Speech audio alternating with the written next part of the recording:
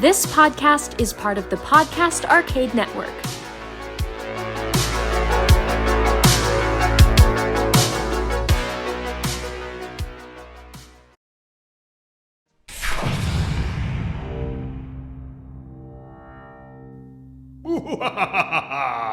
Welcome to the special Halloween episode 39 of Paranormal Dads. I'm your co-host, Eddie. I'm Andy. I'm Pat. Please join us as we go in search of the world's monsters, myths, and mysteries right here on Paranormal Dads. Whoa.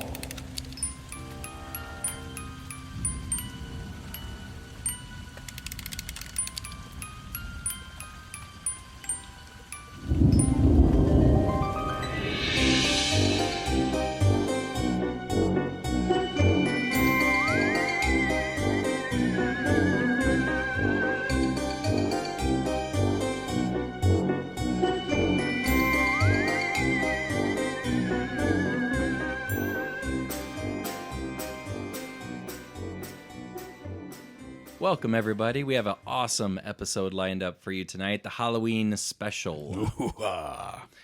And we have a table full of candy. We need to get a picture of this to put it up on the page. Oh, gosh. We have peanut M&Ms. We have Kit Kat Almond Joy, Reese's Peanut Butter Cups. The Paranormal Dads put the M&M in Monsters and Mysteries. Ooh, that's true. Well done. That's right. Dang, well done. And Well, I thought I'd stop and get some candy for you guys, and then Andy's like, "Oh, I can't eat that candy. It kind of ruins my throat." it makes me all phlegmy. Andy's all professional. He's like, this is my instrument. I can't be coating it in chocolate. It's like those professional taste testers who can't eat spicy food. You know? Exactly. They're above it. Yeah. Exactly. Yeah, come next episode, I'm going to be gorging. I'll have chocolate running down my lips. Yeah.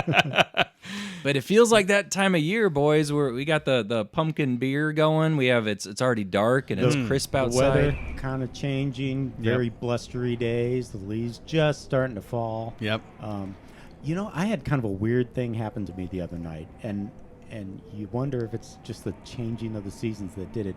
But I'm laying there in bed, probably, I don't know, 9, 10 o'clock at night. Mm-hmm. Been a busy day. I'm tired. And I started thinking about your gutters, Eddie. Yeah. And I'm thinking...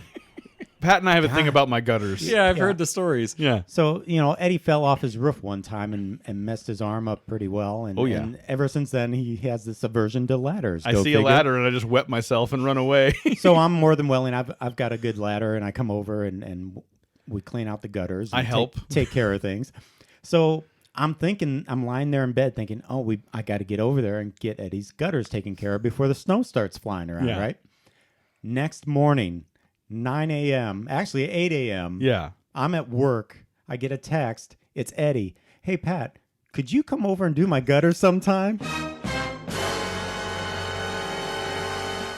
And I'm thinking, whoa. I said, please. Dude. This is like synchronicity. Yeah. So either Pat's by definition. Pat's getting more psychic, or Eddie grabbed that thought out of the ethers and it triggered him to contact you. One of the two, chicken or the egg, Our gutter cycles are in tow. We are synced up with our gutter times. And we're such dads, thinking about gutters, aren't we? I know. I'm looking up at the trees losing their leaves. I'm like, about time to get them gutters cleaned out.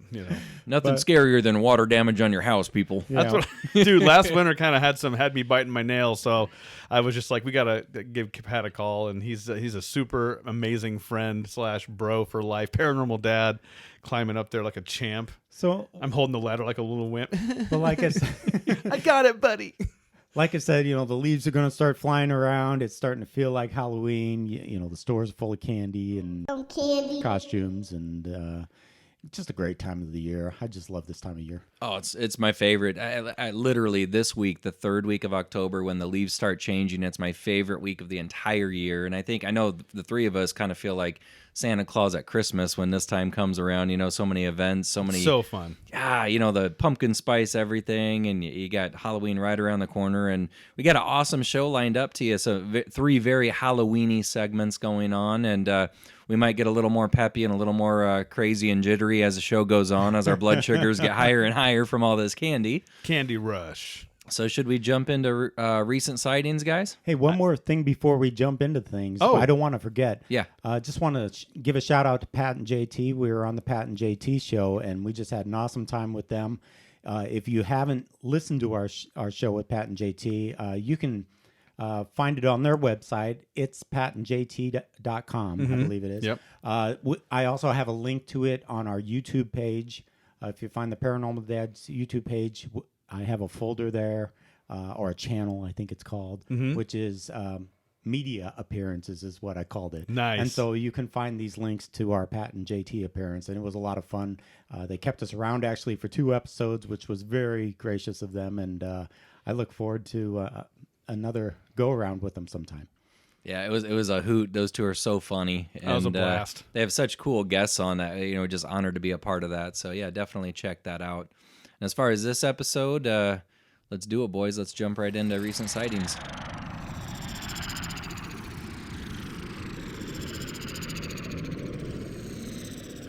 So recent sightings is always that segment that we get a little loosey-goosey and take some liberties with, because recent, that term is relative. But I found a recent article from readersdigest.com, which I used to get an actual, paperback. Right, the little book. It was kind of a smaller magazine. Yeah. The babies were thick. Oh yeah, well, it's just they're kind of smaller, not pocket size, but they're smaller. It kind of looked like a TV guide sort of thing. Yeah. My grandma Before roll it TV up guide, and hit you with it. TV guide got real big at one point Oh too. yeah. Yeah. It's a thick boy, as my girls would say. But I used to get a subscription. Now I don't. But there's a recent article from ReadersDigest.com, 15 of the best haunted houses in America. Yes. And I should clarify, these are man-made haunted houses, the kind that pop up. Like the Halloween attraction sort of thing. Yeah, Halloween attractions kind of thing. So I don't think these are in any particular order, but I'm just going to straight up power through and read through, and it gives a little synopsis about what each one's about. And the first one is called Bennett's Curse, and it's in Jessup, Maryland. Okay. And it says, better brush up on your vampire legends before visiting this blood-sucking haunt. Bennett's Curse is the only medieval vampire night-themed haunted house in the world. What? Original scenes, enthusiastic actors, and state-of-the-art special effects combine to create an unforgettable experience. While you're visiting, don't miss the scariest urban legends from every U.S. state. So that's another deal, apparently. Old-timey King Arthur vampires? Yeah, I mean, look at the picture. It kind of has like this old... dude, yeah. Yeah. Very gothic looking kind of...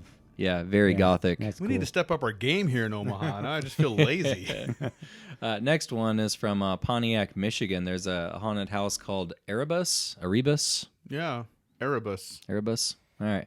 It says this 4-story building of horror is one of the largest walk-through haunted house attractions in the world. It even held the Guinness Book of World Records in that category from 2005 to 2009. Expect to be chased by otherworldly monsters and narrowly escape crushing walls. Rumor has it that past Erebus visitors have also gotten swallowed up, so enter at your own risk. Here's what concerns me. It says, expect to be, otherworldly monsters, yada yada, narrowly escape crushing walls. I know, right? So is it like an Indiana Jones Temple of Doom thing where the walls contract Walls in on caving you? in. Or are they just really lazy and not maintaining that place? So that's how they wave the whole, oh, it's part of the attraction. The roof's falling in. Nobody said it was going to be easy. But for those of us who have claustrophobia, that would probably be my worst nightmare. Dude. Next one is the Fright Factory in Philadelphia, Pennsylvania. Doesn't look like somewhere you'd want to take your kids, does it? Blood on the wall. Blood on the walls. Is that knives, too? Like cutlery? Knives. Yeah, How many more knives could you put on that wall? The answer is none. None more knives. You guys. All right, so here it says, after a renovation a few years ago, Fright Factory now has triple the scares. That sounds like an infomercial right off the back. But wait, there's more. Not double. Triple. Just pay separate processing and handling. So if you dread going to the dentist, steer clear of Silent Scream Asylum, which is inside the Fright Factory. You'll be locked in with clowns and dentists. Dentists. Or maybe dentist clowns. It doesn't specify. What? The other 2 attractions take you into other abandoned rooms like the butcher's room and an unholy chapel. I can totally picture this place. And it says... Dental chairs. dental chairs. Man. So it's America's longest running haunted house. Oh. It doesn't say when it opened, but it's the longest running. So there you go. That's I wonder if convenient. there's a dude laying there in a dental chair doing a root canal on himself. Ooh, that's metal. From the city of brotherly love. That doesn't sound very lovely, Yeah, it does doesn't look very loving. So here we go from Litchfield, New Hampshire. This one's called Nightmare New England. Rooted in a history of witchcraft and spirits, New England truly is one of the most haunted places in America. The legendary Spook World joined Nightmare New England to forge one of the largest and most terrifying Halloween scream parks in the country. The scale and variety of this mega park offers something to thrill even the boldest of Halloween fanatics. Nightmare New England and Spook World feature 7 terrifyingly haunted attractions and Monster Midway, where dozens of freakish characters freely roam the grounds and lurk around every corner. So it's like a supersized haunted house, basically. A Walmart of haunted houses. And look at the photo of this nice gentleman with his brain exposed. Oh, well, that nice. belongs on the inside. That's all right. He has a splitting headache. Oh, my. He's got a mind for horror. Next, here you go. Pat was just here in Kansas City. yeah, the Pat was beast. you were there last weekend. I was. Not this place, but I was in Kansas City at a wedding of some friends of ours, and down in kind of the bottoms area of Kansas City, kind of downtown area near the river, and it was at a winery, kind of a creepy looking chandelier in the place. As soon as I walked in the place, I'm like, oh, I'd like to investigate this This place is haunted. My wife's just kind of rolling her eyes at me. Like, I'm a professional. Stop it. She's like, behave. So this is not too far off the beaten path. Then this place is literally called the Beast. That's what it's called. Werewolves track your every move, lightning crackles around you, and alligators wait for you to get lost in their swamp so they can hunt you down. He just described Florida. That's all you just described. That's all you did. I'm from there. I wonder how the Kansas City Gators stack up to I was Florida. going to say, exactly. They're just Man. like they're the size of a beta fish. This is my neighborhood, man. You just read the covenants to our neighborhood. But it says, needless to say, this isn't for young kids. Another haunted house that is reportedly haunted, the Beast, is one of the largest haunted houses in the country with 4 levels of screams and a 4-story slide as an exit. So if you prefer getting spooked in the safety of your own home, never mind. That's a link to a different article. It's just like the Santa Claus at A Christmas Story. You know? Ho, ho, ho, kick you down Down the a slide. You know what would be fun if we did, if ever we did a haunted house like that had multiple levels, or even like, you know, themed rooms. I would want one room that was completely like Care Bears, like and not with a hook. The whole thing is just like cutesy, la la la, just to throw people off. So look at your face, exactly. And then nothing happens, but nothing. it's just the anticipation Exactly. of, okay, this is going to be the worst Just room. them waiting for one of the. Yeah, Exactly. people walk in there like, what is this?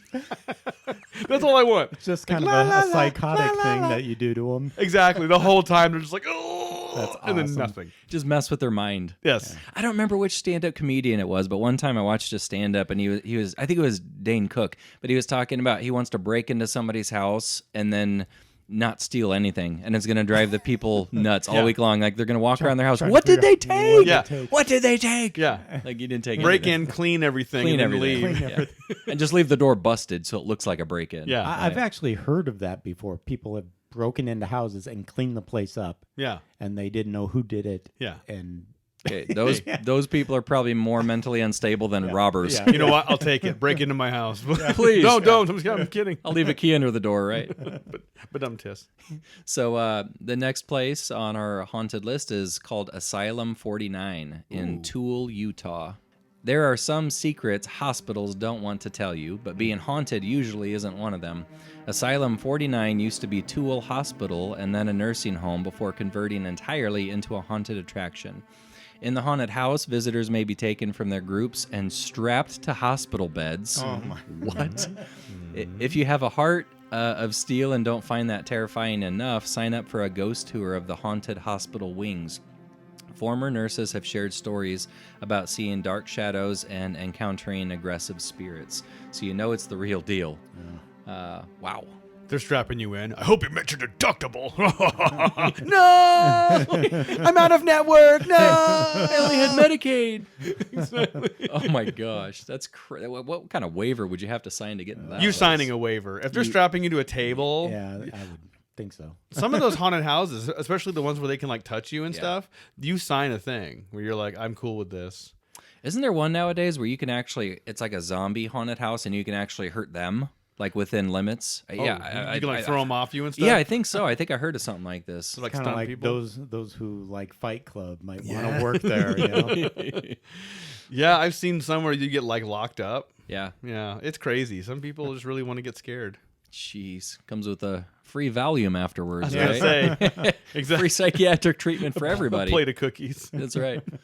All right, this next one's called Netherworld Haunted House, and it's in Norcross, Georgia. People come from all over the country to visit this Scarefest because it's about as close to staring into a scary horror movie as you can get without actually being in one. The themes at Netherworld change every year, but their realistic scenery and high-tech special effects, created by film and television professionals, never fail to make you feel like you're the character who never knows that she's being followed until it's too late. In fact, horror films like Zombieland and Halloween 2 have even included Netherworld's props and sets in production because it's so lifelike. Holy cow. So that's something else right there. That's... Ugh. Next one is called Terror Behind the Walls at Eastern State Penitentiary. And, I knew it was coming up at some point. yeah, and this is again in Philadelphia, Pennsylvania. Built as a haunted house inside a real state prison, this lost world of crumbling cell blocks and empty guard towers stands behind the Eastern State Penitentiary's massive 30-foot high walls. This is home to Terror Behind the Walls, ranked the #1 haunted house in the United States by AOL City Guide and labeled perfect for Halloween by the New York Times. Wow. It just looks imposing. I mean, look at that. Look at that. Oh, It's like straight up a castle. that is Yeah, a it looks castle. like something out of Batman or something like that. Yeah. Need to change your underwear just in the parking lot looking at that thing. Bring your brown pants. That's the tag. This one's in Terrell, Texas, and it's Whoa. called Thrillvania. Yeah. Take a peek there. Kind of looks like Adam's Family house or something. It kind of does a little bit from the front. For a true visual spectacle, travel 20 miles east of Dallas to visit one of the most decorated haunted attractions in the world. Spread out over 50 acres featuring 8 attractions, Thrillvania frightens more than 20,000 visitors a year. The cornerstone of this fear farm is Verdun Manor, which is a 2-story haunted house originally designed by Disney Imagineers and is said to boast more props per square foot than any other haunted house in the country. Wow. Holy cow. More props per square foot. Props to them. Nice. Our props got props. to them. All right. Haunted Acres Manor in Pittsburgh, Pennsylvania. Not to be confused with the 100-acre wood from Winnie the Pooh, which is, Of course. which is the exact opposite. Because you'd get turned around real. Yeah. You would. It's the exact opposite of the 6 scream-worthy attractions at 100 Acres Manor. From the slaughterhouse that would make Sweeney Todd reel in delight to the disturbing experiments in South Valley Slaughterhouse, each one turns more frightening and mind-bending than the next. So you walk by, you see Rocky pounding on a big Exactly. thing of meat, then all of a sudden maggots start coming out of the meat. Ooh. Rocky keeps going, and there's maggots flying everywhere. There's literal eyes of tigers flying out of it. Buckets of tiger eyes. Oh man, this article just keeps going and going and going. I'll read 2 more. Got a lot. Yeah. There's a lot to it, man. But again, it's readersdigest.com if you want to go Nice. read the thing in its entirety. So next one is Nashville Nightmare from Nashville, Tennessee. It says, Nashville may be one of the best cities for solo travelers, but if you're not going to want to venture off into this nightmare by yourself, Nashville Nightmare is consistently ranked as one of the best haunted houses in the nation, and for good reason. It has professional-grade actors, convincing sets, and chilling thrills at every turn. So, yeah, that one, it looks like just, it's scaled up everything. I mean, when you have the budget to do those special effects and to make everything kind of Hollywood grade, I mean, you're. And Nashville's a very entertainment-focused town. Oh as yeah, well. yeah, absolutely. When you said Nashville Nightmare, I thought it was because it's a big musician town too, Yeah, and I was like, you get locked in a room with all these people. Hear my demo. No! It's like you leave the Grand Ole Opry and then you mosey on over to the Nashville Nightmare. It's perfect. I have this whole song played with one string on my guitar, out of tune. No.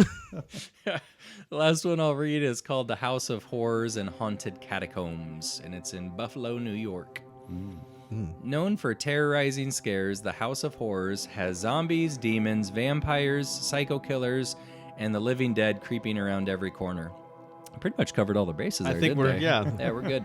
The Haunted Catacombs guarantees fear-in-your-face special effects, amazing animations, and Hollywood-style sets that will make your heart race. So there you go, Buffalo, New York. Wow. All over the place. There's one called the Haunted Hotel in San Diego, California. There's one called the Dent Schoolhouse in Cincinnati. Woods of Terror in Greensboro, North Carolina. So that literally takes place out in the woods. Don't we have one like that nearby in Elkhorn or somewhere here in Scary Nebraska? Acres? Is that what you're talking about? Yeah. Yeah. It's an outdoors. It's like 192nd and Harrison. Yeah, something like that. Something like that. Yeah. So what do you guys think? Do you do haunted houses? How does it stack up against an actual haunted house or haunted movie theater like we visited? You know, I think they're two very different animals. Yeah. The haunted house, you know what you're getting yourself into. You see it out in the parking lot when you're walking in, right? Right. With the guy running around with the chainsaw. Right. It's very cinematic. Right. Yeah. Whereas when you're like in the theater where we were at, it's just kind of almost like what you feel or what's going on in your brain that kind of brings that fear factor up for you. Yeah. It's kind of a slow burn, Yeah. I think kind of when you're in an actual haunted facility because, Right. Unlike the Ghost Hunter shows, which kind of condense the whole experience into a half an hour, you're going to be there for hours and you might just get an EVP here or a sensation there or, what have you. But I don't know. I personally don't like things jumping out and scaring me. Yeah. So in that respect, I'm not a big fan of the... Any more of those places are so over the top now. I haven't been to one in years and because my wife has never been into them, and so when we were dating, we didn't really go to them ever. Yeah. And my kids really never showed an interest in getting into them, and so we've, I've stayed away from them from probably the better part of 30 years. In high school and grade school, I went to a few of them, and they were much tamer back then. Yeah. When I lived in Orlando, there was a persistent attraction called Terror on Church Street. And I would encourage anyone to look it up. It's gone now. It's gone. But it was a overall experience, and it would take scenes from films and other things and other kind of vignette, or not vignettes, but like themes, and carry them over into things. So you had like a swamp room and like a couple, and they'd switch these things, a mad laboratory, things like that. But it was like top shelf level, like Hollywood effects type things. And I kind of liked them as a younger man, and then as I got older, like you're saying, Pat, it kind of got to the point where it takes a lot more to actually scare me. It's more being startled, Now the things that scare us are our bank accounts and medical bills. That's what I'm saying. The gutters on our roof. Exactly. You show me a ladder, and I'm like, no. But the one thing that did get me, it was so funny, it was in Terror on Church Street, and we're ushered in, and I was already like easily kind of scared. I'm kind of high strung. This might come as a surprise to some of you guys. I'm a little tightly wound. And so we go into this one room, and it's pitch black. And I'm like, what's happening? And then the light comes on, click, and it's a singular light pointing to this like teenage girl, like on a bed. Yeah, and she like sits up, and her face is all like green, and I'm like, oh no, it's The Exorcist. And that's one of my most.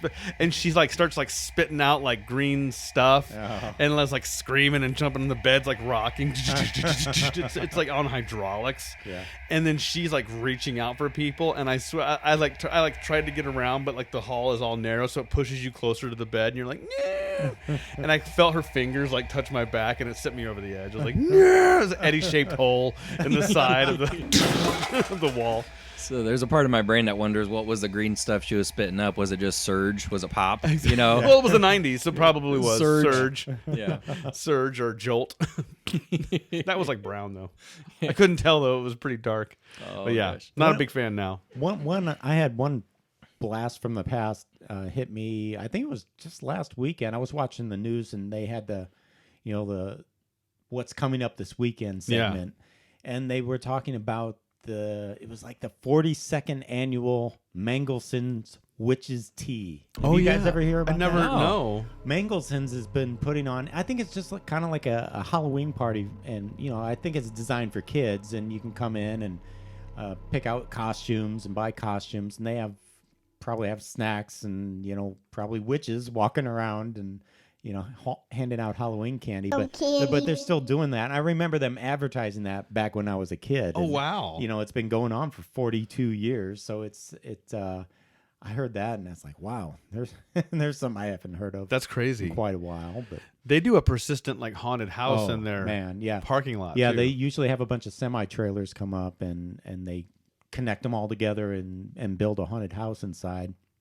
And then right there at the store, Mangelson's forever. If you're not from Omaha, Mangelson's is kind of like almost like a Michael's store. It's like a party superstore. Yeah, I mean, they have everything in there. But it's got this just killer Halloween section. Yeah. There's this back room where you can go back and get masks and things. And it's crazy. It's always been known for its Halloween emphasis when this time of year rolls around. Yeah. Everybody likes to go to Mangelson's. So. It's nuts. Yeah. The other last recent sighting on a more local level if you're familiar with Omaha, right around, I'd say 125th and Fort area, right by the main road there on Fort, there's this house. And in the driveway each year, this family does their own little haunted house. They break out all this woodwork and 2x4s, and they essentially build a haunted house that's the size of a large garage in their driveway.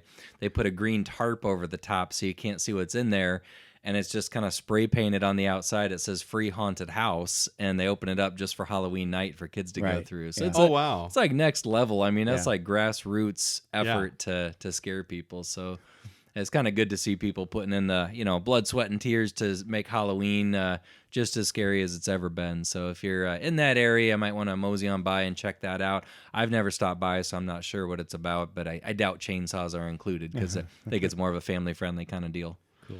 Haunted garages are fun. I've seen that's been a thing more and more with trick-or-treating where it hasn't been like everyone, but I've seen several like haunted garages. Yeah, there was one we went to in your neighborhood, your old neighborhood. That's the one where Elise we went over there. And Elise, she's like, I'm she out was of traumatized. Here. She was gone. Yep. Spun on her little like 5-year-old heels and was like, I'm out. Walked home. Yep. Halloween's broken. Well, there you go. There's your recent sightings. Recent article again that was on readersdigest.com. Best haunted houses in America. So hopefully you enjoyed that one. Up next, Pat has something very special lined up for pop culture and the paranormal. Many faces have I. It's time for pop, culture, and the paranormal.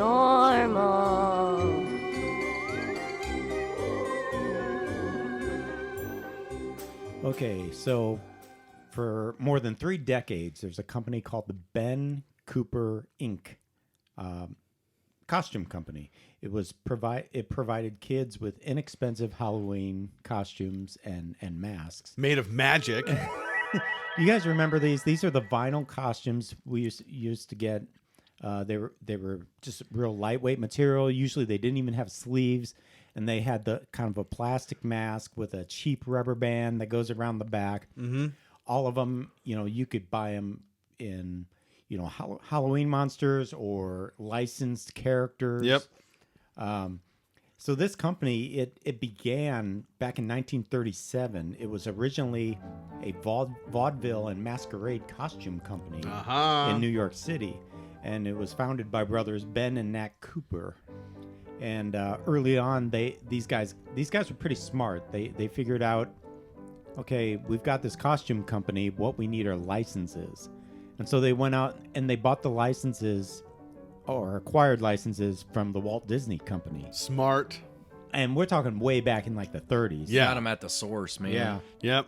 So When Walt Disney just needed money at that point. They They're like, had, "Yeah, whatever." they had characters such at the time like Snow White, Sleeping Beauty, and of course Mickey Mouse. Yep. And that established them as a premier Halloween costume company. And it went straight on into the 30s and 40s. They began to build their catalog with other things, and they started dipping into radio, which was the big thing at the time, and also television, which was just coming on the scene.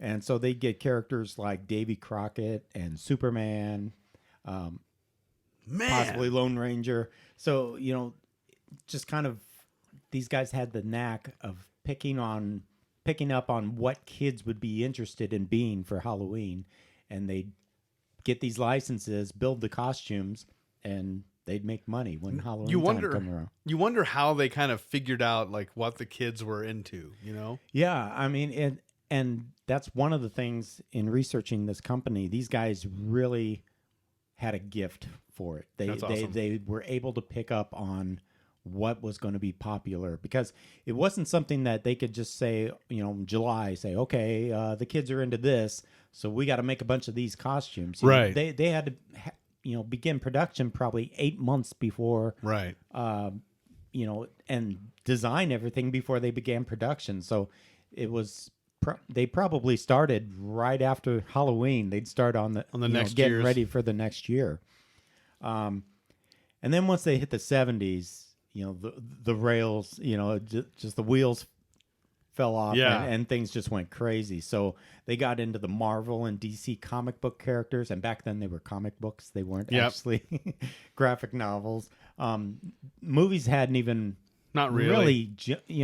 Superman wasn't even out at the Late time 70s, yet. but not yet. Yeah. So, And they were still around in the 80s, right? oh Yes. yeah, they continued into the 80s. Because I remember either me or my brother, or both, we had like the Superman. Or not Superman, we had He-Man. Yep. The Yeah. He-Man one. Yeah. I can still smell the vinyl. Like I can Yeah. still smell that rubbery smell to the costume. And there was like a little slit where your mouth a little was, slit, So you wouldn't die. You'd stick your tongue out through that Yep. slit. Yep. And sometimes the condensation from your warm breath would kind of cause like a moisture inside Yeah. there. Yeah. Yeah, like a hockey mask. Yep. I had a Optimus Prime Nice. mask. Yeah, I remember that. It was like 1984, 85, something like that. Yeah. It did mention in here how they had the Transformers in the 80s and He-Man as well. Yep. They picked up Saturday morning cartoons, Hanna-Barbera, Fred Flintstone and all those people. You could be Dino for Halloween. I don't remember seeing one that they didn't have. It was almost like yeah. if you had, they probably had a costume for And it. this, I mean, I could be dating myself here, but I just remember going to Kmart with my mom after school one day in October, and they just have aisles of these things. Yeah. And they came in these nice boxes, almost about the size of a shoe box. Yep. And you'd pick them up, and the mask would be all laid out, and you could see it through the cellophane. And, that was always a big day of the year when we got to go Halloween costume shopping. And then it really went nuts in the year 1977. What? Superman comes out, right? No. 77. I was born, so there's that. Yeah. It was Eddie. They were Eddie costumes. Wow, be Eddie. Beard and everything. Ooh. Star Wars. Oh, Oh, yeah, yeah. stupid me. Oh, my gosh. So you had did George Chewbacca. Lucas sell the license for that? Or was These guys were smart enough to pick up on this campy space movie that was coming out. They bought the license before the movie was even released. Oh. Wow. They knew that, these are space characters, and they did get to see some of the pre-production pictures, and they saw, these are kind of cool looking, Right. Darth Vader and C-3PO, and so they're like, we got to make some costumes. They had no idea what they were getting themselves into. Could they even keep up with production after that movie came out? After the first year, they completely sold out of their Star Wars costumes that Sure. first year in 1977. And they spent the rest of the 1977 and 78 getting ready for the next Halloween. And they that's all anybody wanted was Star Wars. Yeah. I think the first costumes they did, there was a Luke Skywalker, a Darth Vader, a C-3PO, and a Chewbacca. Yeah. Chewbacca. There you go. And then in later years they added Princess Leia. Yeah. I think Stormtrooper, I think, too. Stormtrooper came in. I remember it was probably 78. I got a Luke Skywalker costume, and I was all excited for Halloween. But then we went back to the store that year. We were just there shopping or whatever, and I found a Stormtrooper mask. And I just thought the Stormtrooper mask was so cool. I said, "Oh, Mom, I really want to be this instead." And I couldn't believe it, but she actually bought me the mask. It was probably every, $2, maybe $2, yeah, at the most. But she bought me the mask, and there was no costume there, so I just had the mask. I wore like a white button-down white shirt with long sleeves, and I don't know if they're white sweatpants or long underwear or something. That's amazing. But I made myself a stormtrooper that year. But a cooking apron. I ran around with one of my guns and See, and I can picture the stormtrooper, and I can picture Chewbacca and maybe C-3PO, but like, how human-like, how realistic was like the Luke Skywalker or the Princess Leia's? Did it look creepy? Like, or did they get pretty close? remember Luke looking kind of feminine. His Really? lips They were were all kind of red. rosy. Yeah. Yeah. He had the duck lips going. He was getting They ready. can't fight their vaudeville roots. They're like, and he's got like the red cheeks and the. I kind of went through some of my home pictures that I have from that time, and I didn't have anything from Halloween. So my mom, one year for Christmas, gave us all books with her old photos in it. Oh, nice. And so my brothers or sisters probably have copies of pictures of this. I'm going to have to hit them up one of these days and see if I can dig out those pictures just to see what they look like. And I'll have to post them on the website sometime. That's amazing. But yeah, and so things were going great for these guys until 1982. There was a national tragedy that went on, and it just put kind of the skids on Halloween. You guys have any idea what that could have been? The Satanic Panic. D&D, heavy metal, bad. Wasn't there like a what? I don't know. I 82? can't think of it. I do know that there's never actually I was been a 5. documented case of like razor blades and apples or poison and candy or anything like that. Wasn't anything like that, was it? Andy's on the right path. Okay. Was it real? It was real. There was definitely a scare going on at the time. This was the Tylenol medicine scare. When some guy was like, I put poison in the Tylenol. So somebody poisoned. There were, I believe, a total of 7 people died in the Chicago area of cyanide-branded Tylenol caplets. Yeah. Including, I think there was at least a couple of children involved. Wait, but this wasn't related to Halloween, though, No, right? No. it was just they took the Tylenol off the Right. shelves, bought it maybe or stole it, brought it home, Right. put the cyanide in. Then they brought them back to the store and put them back on the shelves, and Yeah. other people bought them. And because of that scare, people were leery to go trick or treating to get candy from strangers. Yeah, it just kind of put the brakes on Halloween. People didn't want to trust home baked goods anymore. Yep. That's where, even though candy sales were down that year, that's really where candy sales kind of took off in later years because they were individually wrapped. Yep. They were a little easier to audit, when Right. the kids brought them home. Yeah. But there were also a lot of copycat crimes that went on similar to that one after the Chicago ones. It was almost like a Tide Pod thing, right? Really? So you see some people doing it, and then other people start doing it in other places. Really? They never did find the person who did it. Wow. Which is kind of crazy. Well, back then they didn't have the security surveillance quite like we do today. Right. So Yeah. But that also led to new packaging for medicines and over-the-counter drugs. You got the foil on the Yep. the bottles and the sealed up cardboard boxes. It really changed a lot of things, and it kind of put Halloween. It started to shift it from a kid's holiday to more of a parents' holiday, believe it or not. Because what happened is they stopped focusing so much on trick-or-treating and started having more family parties and parties with your friends and family where you could kind of control what was happening. consuming. Yeah. And so that actually kind of hurt this Ben Cooper costume company because they weren't prepared for that. They always created the kids' costumes, and now there were more parents getting into it, and they didn't want the skimpy little costumes. They wanted, Robust looking, yeah. full looking outfits and even masks that go over the face and things like that. So there was another company at the same time that I have to mention. That's the Don Post Mask Company, and they did really well too.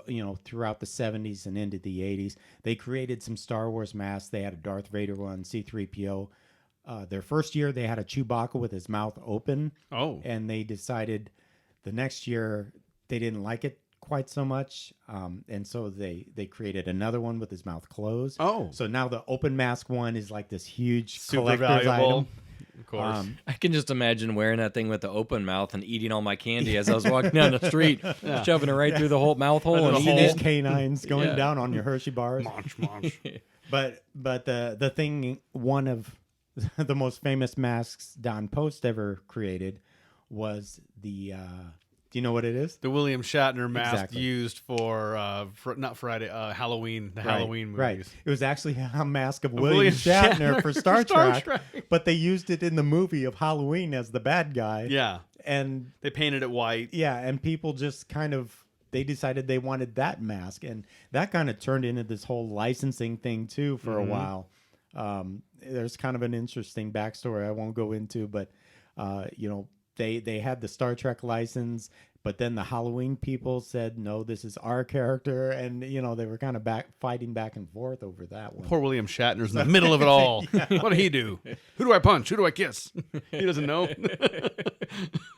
But yeah, so as, people got older or parents got more into these Halloween costumes, cosplay started coming around, Don Post or Ben Cooper, Ben Cooper just couldn't keep up. They kind of got onto the bandwagon for the parent stuff just too Yeah, late. a little too late. And they ultimately folded. It was like the late 90s. Oh, I believe. no. So, Hanging on. Fingertips. but I tell the Star Wars costume story, but I remember I was Batman one year. I had a Batman mask. The Adam And it was West Batman or the... Oh yeah. Yes. Yeah, and that was a thing where I had the mask, but I didn't have the full The vinyl apron? the vinyl apron or the cape or anything. Yeah. That was all homemade, right? Yes. And my brother was Robin, and so my dad always likes to tell this story. We went up to this house to trick or treat, knocked on the door. Door opens, a guy standing there with his coat up over his head, so he kind of looked like a headless horseman. Yeah. And Dad says, that was the year Batman flew, because we flew off the porch and did not go back to that house for candy. That's That's great. what... Just run. Pew. I remember when I was younger, I had a red hooded sweatshirt, and my mom took, some sort of stuffing and made 2 black devil horns and sewed it to the top of the hood, and then she sewed like a black tail on the back, and so I was Satan for I think multiple years. I think at least 2 years, because it was just such a good outfit, and it was warm. Yeah, I was going to say. And that was classic. My daughter Sky currently, she'd been talking since about August that she wanted to be mustard, big tube of mustard, and I was like, all right, I'll just be ketchup, and we were gonna make our dog Zico into a hot dog, and it was just gonna be a thing, but. Went to Disney World a few weeks back. Magic overtook her. Now she wants to be Elsa. There it is. I was like, you be Elsa. I'm going to be Satan. Satan. I'll be Satan. Naturally. I think I'm going to be what's his name? Christoph? Christoph. And then Zico, our dog's going to be Sven. We're going to put some reindeer antlers on him. Right. Yeah, So reindeers are we're better going to than go with the people. Frozen theme there. How about you, Eddie? Oh, this year? Oh, my story. Like a favorite. Those costumes for me were magic, pure and I mean, I think the whole point behind them was that they were pretty affordable, right? That was the whole kind of attraction, like $3. Yeah. And I remember they must have, as a business, decided to diversify, because you could buy the box with the apron and the mask, or like you were saying, just the mask. So you could do one of two things. And my mom, I think, savvied up to it, because I think for 1 or 2 years we did the apron with the mask, and then after that she's like, just the mask. So we too were stuck with trying to mix and match. Yeah. The fun little update to this, and I don't think it's the same company, because I think they're gone now, right? Is it Ben Cooper? Ben Cooper, yeah. Ben Cooper hung out till 2012, actually. Oh, wow. So they weren't the same as they were back in the 70s and 80s. Yeah. But we were talking about Mangelsons earlier, and they sold a lot of Ben Cooper Walls of it, masks. I'm sure. Yeah. But now, today, there's actually a store in town called Pop Culture Exchange, and they've done this thing where they took those costumes from the Ben Cooper and they kind of have redone them, but they're super big. As decorations. Okay. So you can put this mask on your wall, and the funny thing is they have them either super big or they have them super small, and the super small ones have like a character that folds out. Remember those like characters that had joints? Like they were all made of cardboard, but their joints would turn because they had like little metal brads inside of them. Absolutely. And they're meant as wall decorations, but the key piece to this is that mask. It's a little vinyl, that plastic mask. And so it's kind of neat that in a way that costume is being remembered, even if it's in a form of a decoration now. It's a little tip of the hat, but they're like monsters. It's like Dracula and werewolf and all that. But it's just kind of a neat little remembrance of those costumes. And you can still find a lot of these costumes on, of course, eBay and places like that. They go for a pretty penny. Probably not in greatest shape. No. But they would crack. They weren't built to last. No, disposable. My favorite, though, like you were saying, was probably my Optimus Prime. I put that mask on. I knew that magical age of like, it was like 1985, 86. So I was like 7 or 8 years old. You put that mask on and you just feel like you become the character. Yeah. And even though you can hear that apron just crunkling as you, and your mom's tying the little pieces of cloth together. Genius. It's magical. It's a magical holiday in general. Oh, You just can't get back those precious years. So, whoever you are listening, cherish it. Cherish those moments with your kids. Take lots of pictures. And I'm telling you, man, they say that sense of smell is the sense that is most linked with memory. And I can smell those costumes, man. Yeah. When you open that package, and it just takes you back. Yeah. So yeah. it's a good one, Pat. Thanks. All right. And now it's time for the main mystery.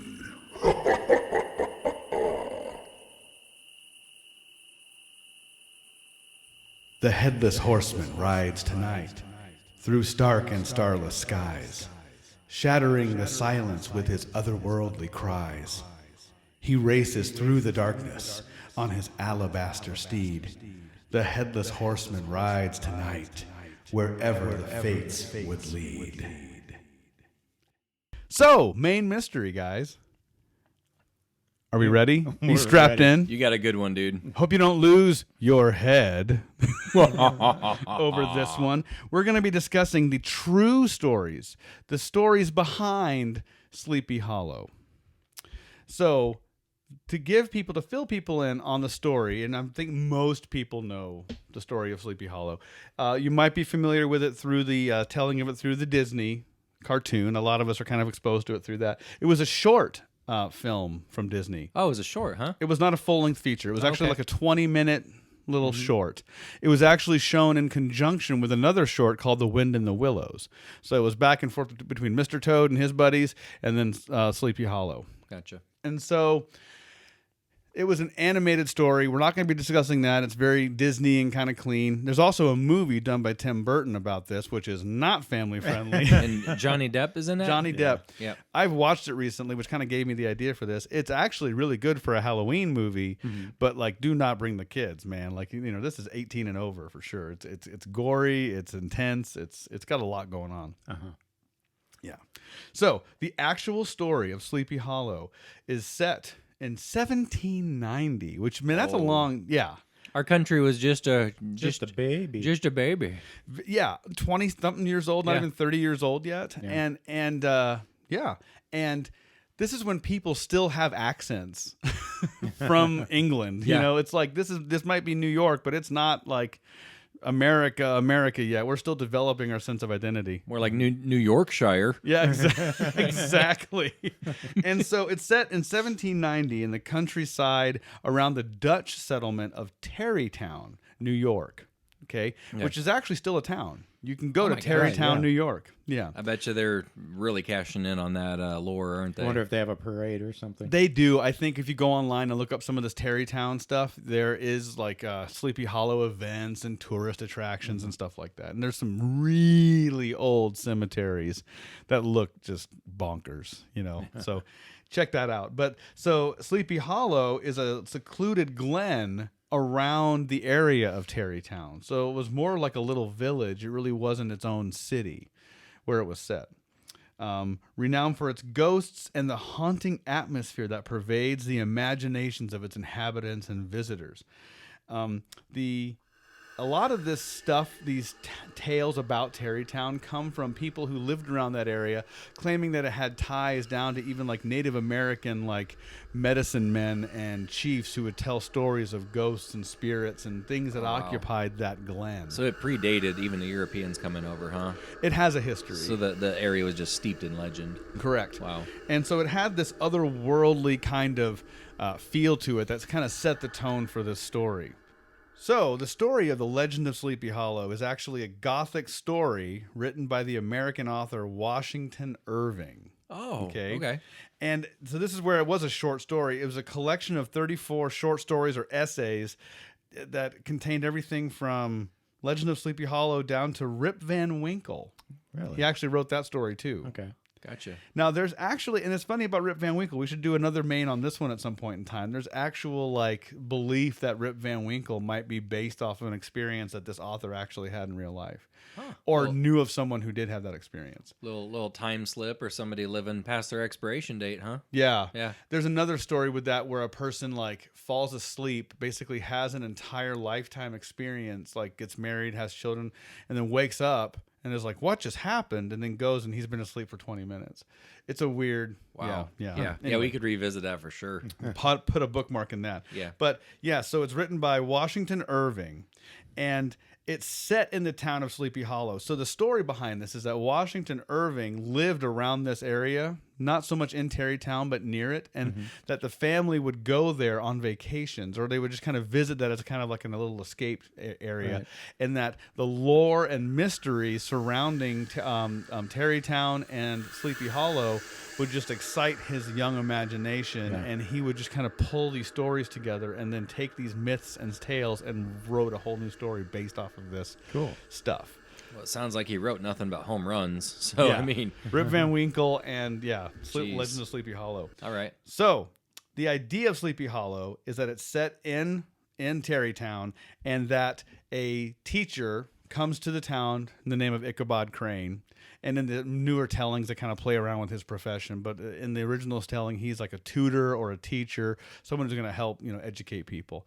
And he had some sort of like connection to one of the local ladies. The idea was that he was going to like woo her and to get to know her better. And there's in the story, I believe there's kind of like this thing of like, oh, was it real or wasn't? But like the dad wasn't a fan of him. But there was this tale of the Headless Horseman that would basically kill you, take your, to chase you, but it couldn't cross this one bridge to come get you. So the story has Ichabod's riding his horse, and he gets across the bridge. Coconuts. Gets across the bridge. That was way better than what I brought. And he stops and he looks and he sees the Headless Horseman that stops chasing him, and he's holding in his hand a pumpkin. And inside that pumpkin is shooting out the blinding light of glow sticks! Halloween bridge! Ichabod Crane! Anyway, I digress. He throws the pumpkin at him, and glow stick juice goes everywhere. Don't want to ruin the whole story. Check it out yourself. But the stories behind it is what's interesting. So you dive a little deeper, and some of the myths behind specifically the Headless Horseman is what I want to focus on. So traditional folklore holds that the Headless Horseman was a Hessian trooper who was killed during the Battle of White Plains in 1776. This is where it gets interesting. So it's the American Revolutionary War, and a Hessian trooper was actually a German who were helping the British fight Americans. Really? Yeah, that's what the Hessians were. See, here you go, folks. You listen to Paranormal Dads long enough. Something. You learn something. You get a history lesson. There you go. Courtesy of Eddie Fossler. You're welcome. But so the Hessian trooper was basically fighting and received a cannonball to the head. Oh. Which, isn't going to work well. No. Yeah, that'll ruin your weekend. And so it wasn't even like the head was like knocked clean off. It was exploded into pieces. Like, so sorry. Much like an M&M being chewed up by Pat. So there's no option of reattachment. No. then. No, you're not saving him from that one. That's Humpty Dumpty in it No right there. head transplants. Exactly. Unless it's a pumpkin. And so the idea was that he was eventually buried. His comrades carried him away quickly and then buried him headless, which is where his restless spirit then roams the land looking for his head. Looking for his head. That's kind of where this folklore was built in. Now, there was a persistent story of this pre the writing of Sleepy Hollow. So the notion of So there was already a legend about this dude right. roaming the countryside. Yes, there was a legend of the Hessian trooper that got his head blown off, and that his ghost wandered the land looking for his head, and that Washington Irving kind of took that and kind of ran with it as a thing. Gave it some backstory. That's cool. See, we've said this 100 times on this show, throughout the years, but most legends are at least partly rooted in true events. So any legend that you can think of, don't immediately discount it, because that legend came from somewhere initially, right? Well, strap on your boots and helmets, guys, because we're going to get into the Wayback Machine and go even further into the Headless Horseman's backstory. A mythical figure, the Headless Horseman, appeared in folklore around the world in the Middle Ages. Okay, so this one was featured as a Sir Gawain and the Green Knight, and the story for Sir Gawain and the Green Knight. And I see you guys nodding. You might remember this.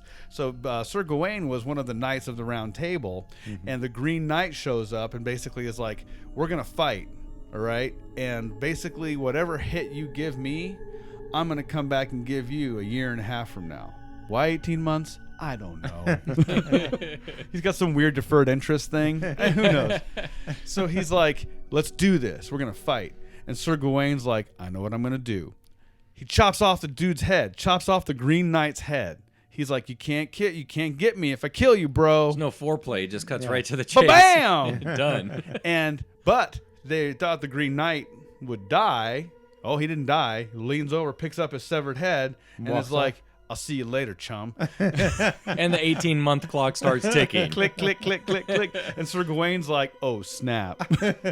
I'ma die." So 18 months goes by. Green Knight shows back up, holding his head, like a bowling bag. Right. And then he's like, time to do this, man, Yeah. Sir Gawain is like, "I'm a knight of the Round Table. I honor my word." Got on his knees, put his head out, chop away, dude. Take it off. Green Knight's like, "You're a man of honor. I can't do it." Oh, Really? man. Yeah. And so the big story was like that was kind of the Green Knight's test to see if the Knights of the Round Table were truly honorable. Kind of a cool Really? story, actually. That really is a cool There's a story. moral lesson there. Yeah. But that's an ancient Britain tale of a headless horseman. Oh, he had a horse too, by the way. So there you go. Gotcha. Rides off on the horse.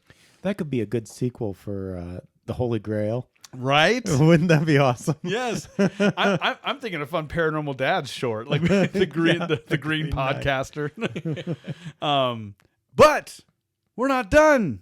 Let's go further back in the Wayback Machine. Don't tell me this is like 2000 BC. Exactly. Gee. In Irish folklore, this is going back so far. We're in Bronze Age, pre-Middle Ages. This is going to be, my Gaelic is a little rusty. The Dullahan, the Dark Man, is a headless demonic fairy. Fairies for them are different than what we... I was gonna say that's dark. Yeah. Fairies for us are little pixies. Exactly. Where's Tinkerbell in this? Why does she have no head? Usually riding a horse, carrying his head under his arm, he wields a whip made from a human corpse's spine. Oh man! Nice visuals. Hopefully, you got a flexible one from like a contortionist. Some with a little snap to Exactly. it. A little snap. The Dullahan calls out when the Dullahan stops riding, death occurs. The Dullahan calls out a name, at which point the named person immediately dies. So, yeah. In another version, he is the headless driver of a black carriage. Yeah. So there you go. There are several, and we can keep going. There's a lot of cases of headless horse masters, knights, warriors that have no head, either challenging people or seeking some sort of like vengeance in ancient history. Do they always have a black horse? Well, because I'm thinking, well, the original poem was alabaster horse, and so that's a white horse.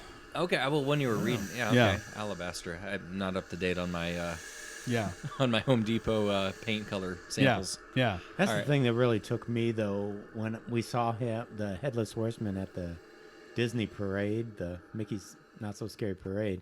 He comes riding down the street on his black horse. Yeah. And you just hear these coconuts going clop, clop, clop, clop. And it was just like, what is that? Yes. It was just shocking to Yeah. see. It just kind of took. The only way I can describe it is it took my breath away. It's so the story, in my opinion, when you read these old stories, and it's a really short story. It's not a long read, but when you read these stories, especially this one, it combines so many great elements. America's a new country, so new, and there's all this wild, unexplored land, and there is this persistent myth that's still kind of heavy in the air. And then you combine that with a new person in the town, like, hey, I'm a guy, I'm a new guy. What's going on? Why is everybody so glum? And there's this almost character that's larger than life looming over the entire town, has the entire town in its icy grip. And that, the notion that this may be real, or it's the town trying to scare you away, one of the two. But the story and the setting and all of that combines, at least to me, some of the best elements to make kind of a great, scary Halloween story. I think you make a good point there with the setting of it. It's a Halloween story. It's set in the fall, and a lot of the stories and movies and things you see, the visuals remind you of that. There's very blustery. The leaves have fallen off the trees, kind of dark shadows. It's dark. The moon's out, and there's this guy riding around on a dark horse holding his head, or a glowing pumpkin or something to that effect. Yeah. Just it just kind of reminds you of that time of the year when you hear these stories. You can feel the chill in the air and the blowing blustery leaves and. It's good stuff. It gets to like an archetype too, almost. We know the angel of death and all that stuff and kind of what it does, but this is almost like not modern, but a very like newer take on that idea. Well, and I also like the time period that it's set in. New continent. We're fresh. What's the energy like here? And obviously we're at a point in history so long ago. It's not like you could get on. You couldn't get on Google, couldn't hop on the internet and do some research. This is all word of mouth legend, Right. things that have been passed down family to family over a hearth or over a fire in the backyard. So it just adds to the lore of what's real, what's not. And then legends have a way of coming to life as they get passed on. So that's a doozy. That's a heavy hitter among the Halloween legends. So yeah. And there's so many different takes on this story now. It's almost like you can pick your favorite, whether it's reading the original story or the Disney or this newer take. There's also like other versions of it. Like nobody has the market on this. This is very much in the public domain. I mean, if you wanted to right now, you could write a story on Legend of Sleepy Hollow and you would not be in violation of anything. So there's a lot of great side shot and, other stories kind of set in this or even, directly talking about it. But there's just pick your favorite in a way. But there's a lot of fun to be had with the Legend of Sleepy Hollow for sure. So there it is. There's the Halloween special. It seems like just yesterday we were doing last year's Halloween special, so we'll keep it going. Actually, we didn't even do one last year. We missed it last year. Can you believe that? Did we? So miss it was 2 years ago. Was it 2 years ago? We did a Happy Halloween kind of message, but we didn't have a special episode. Yeah, we got busy. We were busy, but I remember us talking about some of our favorite candies and stuff, but it could have been 2 years ago It was, already. yeah. My God. Yeah. There you go. time flies. Yeah. Feeling old, Andy? Feeling headless? I'm feeling like going to feel like Rip Van Winkle pretty soon as fast as time's going by. Exactly. But, as always, have to say thanks to freesound.org for providing us with sound effects and music for this. And you guys already know this. Check us out on social media, Facebook, Twitter, Instagram. Paranormal Dads. You can email us a cool story. If you email us a cool, creepy story, we might just read it on our show. And you can hit us up at paranormaldads@gmail.com. We're really active on social media. We appreciate every comment, every like, every recommendation. Give us a review on your favorite podcast platform. We're also now on YouTube as well. YouTube. And if you are a YouTuber and you've got an account, please subscribe to us. Yes. Once we hit 100 people, we can actually have our own very own YouTube/Paranormal Dads link. That right now it's a long chain of letters that I'm not even going to go. Don't go even do go it. You can look for search for us and it'll show up. But yeah, you get our own actual. You have address. to dig for us a little bit right now. But if you like us, then subscribe. It'll and make click the bell too. There's a bell too to get notified of new. Of new content from us. Yeah. So we're looking forward to building that a little more too. Yeah. All right. Happy Halloween, everybody. Happy Halloween.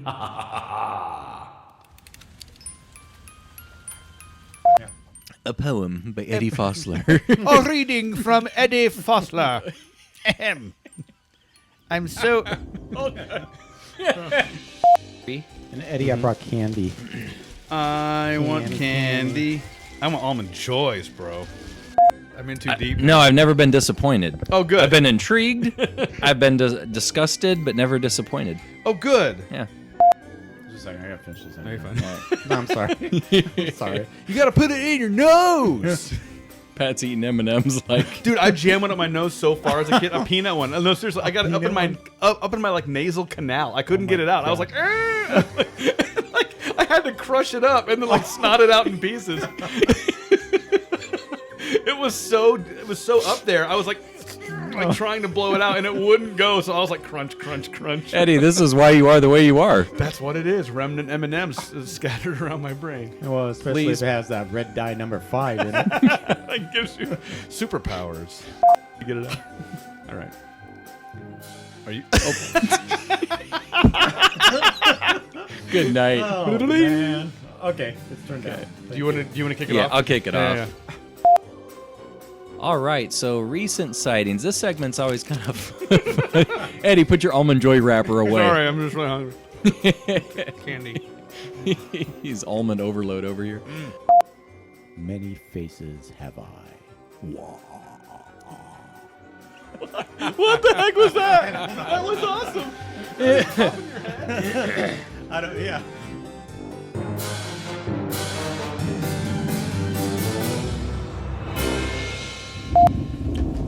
Sometimes I wonder how many M&Ms a person could fit in their mouth. Do it. Peanut ones. I'm not gonna do it.